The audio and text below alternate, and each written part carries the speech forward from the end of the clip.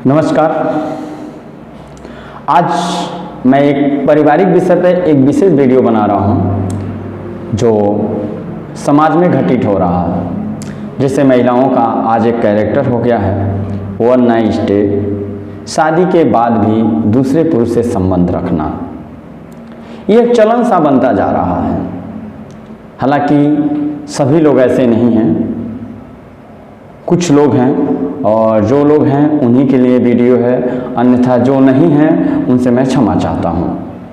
आज एक ऐसा कल्चर पैदा हो गया है कि आपके हस्बैंड को रहते हुए या आपके पार्टनर के रहते हुए लोग दूसरे से भी संबंध रख रहे हैं और दूसरे से भी अपनी शारीरिक ज़रूरतें या और ज़रूरतें पूरा करते हैं, जबकि हमारे देश में पति ही परमेश्वर होता है। पति सब कुछ है। पति के पास धन दौलत, इज्जत, मान सम्मान, शारीरिक सुख, हर चीज़ है। फिर भी आज कुछ महिलाओं का एक ऐसा आचरण बन चुका है कि जो अलग, यानी अपने पति के रहते हुए भी एक पार्टनर रखना उनके लिए गर्व की बात महसूस हो रही है। तो ये वीडियो तो उनके लिए नहीं है, उन हस्बैंड के लिए नहीं है, उन पति के लिए नहीं है जो खुद गलत हों। यह वीडियो उन्हीं के लिए है जो अपने पत्नी के प्रति लॉयल हों और ईमानदारी से रहते हैं, और उनकी पत्नी अगर गलत है तो उनको क्या करना चाहिए। पहला तो अगर कहीं से भी पता चलता है कि आपकी बीवी का कहीं अलग रिश्ते हैं, किसी से अलग संबंध है, तो उस पीरियड में आप पहले एविडेंस इकट्ठा करें। जैसे एविडेंस में कहाँ वो आती है, कहाँ जाती है, उसके मोबाइल से कॉल डिटेल, किससे बात करती है, किससे बहुत ज़्यादा बात करती है, किसके घर आती जाती है, किसके रूम पे आती जाती है। शहरों में, गांव में तो रूम होते ही नहीं है भाई, घर होता है, और वगैरह वगैरह। उससे संबंध क्या, यानी इतना आप एविडेंस इकट्ठा कर लें कि कल के डेट में उसको दिखा सकें, और दिखाने के बाद वो यह न कर सके कि आपसे उसका, आपके सिवा भी, पति के सिवा भी उसका कहीं से रिश्ता है। उस पीरियड में आप करें तो क्या करें, पत्नी को बैठाएं। पत्नी को बैठाने के बाद पहले तो पूछें उससे आखिर मुझ में कमी क्या है।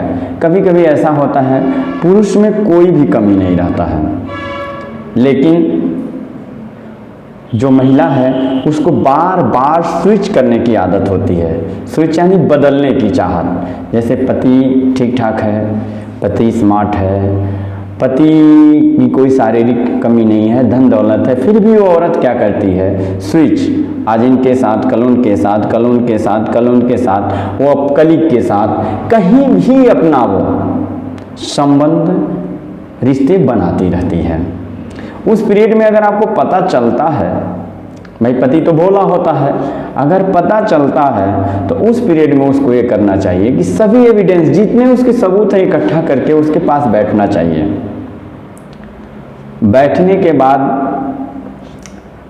भाई अगर वो अकेले बैठती है, नहीं समझती है, तो उसके जो रिलेटिव हैं उनके साथ बैठिए।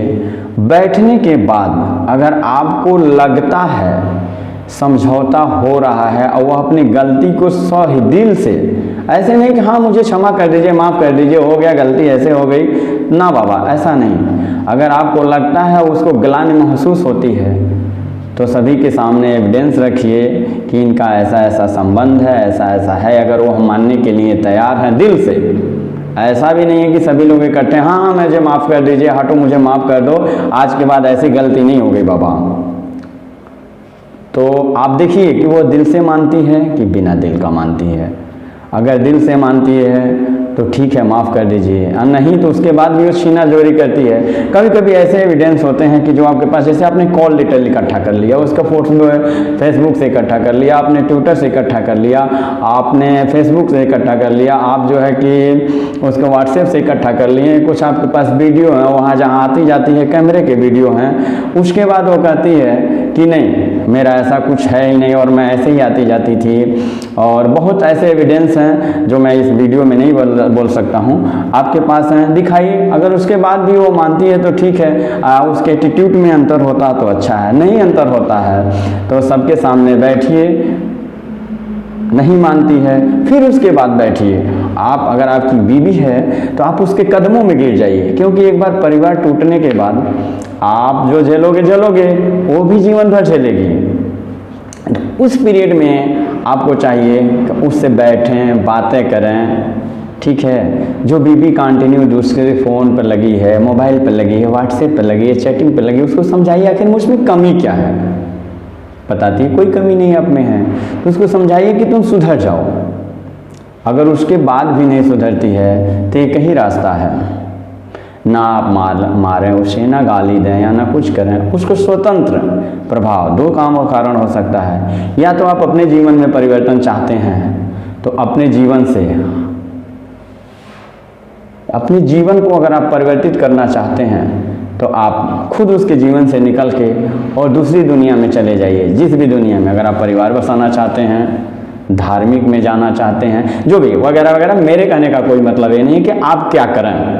आपको जो समझ में है, जैसे भी है, आप उसको करें, लेकिन इस पीरियड में उस औरत से दूर हो जाएं। क्योंकि मैंने कभी किसी कारण में, कई घटनाओं में ये भी देखा है कि जो वाइफ होती हैं वो अपने हस्बैंड को या तो खुद मार देती हैं या किसी के द्वारा मरवा देती हैं, और जिसका एक्स्ट्रा अफेयर है, जिसकी स्विच करने की आदत है, बार बार बदलने की आदत है। आज आपने किसी एक के साथ उसको पकड़ा, एक के साथ चैटिंग पकड़ा, बंद कर दी। चैटिंग के इतने ऑप्शन हैं जिसको आप बंद कर ही नहीं सकते हो। अगर वो वापस जाती है या वो अपने घर में है, किसी कारण में आप लेडीज को रोक नहीं पाते हो। तो इस पीरियड में एक ही घटना है, समझाओ समझाओ समझाओ, 2 बार 4 बार घर जाओ, बैठो, समझाओ। अगर लगता है कि नहीं, वह दिल से मानती है और उसे माफ़ करने लायक है तो माफ़ करो, अन्यथा उससे जय सिया राम। अगर आप चाहते हैं तो बाई कोर्ट उससे डाइवर्स ले लें, या तो उसके जीवन से निकल जाइए, उसको अपने ज़िंदगी का एंजॉय करने दीजिए, घूमने दीजिए, करने दीजिए। एक समय ऐसा आएगा तो उसका कोई अपना नहीं रह जाएगा और वह जीवन भर पछताएगी। तो मित्रों, ये तो रहा कि पत्नी पे मैंने वीडियो बनाया। अगर आपको, महिलाएं अगर इस वीडियो को देख रही हैं तो क्षमा चाहते हैं। अगर आपको लगता है कि मैं पुरुष के बारे में भी वीडियो बनाऊं और उनके बारे में भी जानकारी दूं, तो आपसे विनम्र निवेदन है कि इसमें कमेंट जरूर करें। अगर मैंने कुछ गलत किया हो तो इसके लिए क्षमा करें। अगर आपके पास समस्या है तो आप दिए हुए नंबर पर कांटेक्ट कर सकते हैं, व्हाट्सएप कर सकते हैं। आपको मेरे और मेरे सहयोगियों द्वारा, काउंसलरों द्वारा आपका पूरा सहयोग दिया जाएगा और आपका जीवन सुखमय रहेगा। नमस्कार।